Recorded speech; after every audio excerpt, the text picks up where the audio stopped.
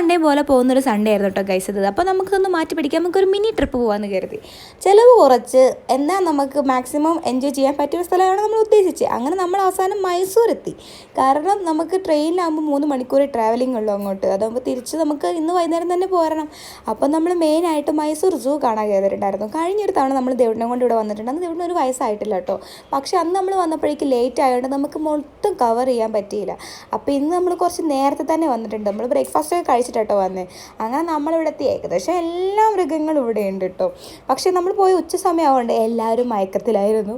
കുറച്ചൊക്കെ കാണാൻ പറ്റുള്ളൂ, കുറേയൊക്കെ റെസ്റ്റിംഗ് ടൈമാണ്. എന്നാലെല്ലാം നമ്മൾ മാക്സിമം എല്ലാതും കവർ ചെയ്തിട്ടുണ്ടായിരുന്നു കേട്ടോ. പാമ്പ്, മുതല, ആമ, കിളികൾ, ഏകദേശം എല്ലാതും ഉണ്ട്. ജിറാഫ്, സീബ്ര, മാനുകൾ പലതരം, കരടി, ഏകദേശം അതൊക്കെ നമ്മൾ കണ്ടതിന് ശേഷം നമുക്ക് പുറത്തിറങ്ങി ഫുഡ് കഴിക്കണം. ഇപ്പം തന്നെ നമ്മൾ നടന്നൊരു പരുവായി, ഒരുപാട് നടക്കാറുണ്ട്. അപ്പം നമുക്ക് അടുത്ത വീഡിയോ ആയിട്ട് കാണാം കേട്ടോ.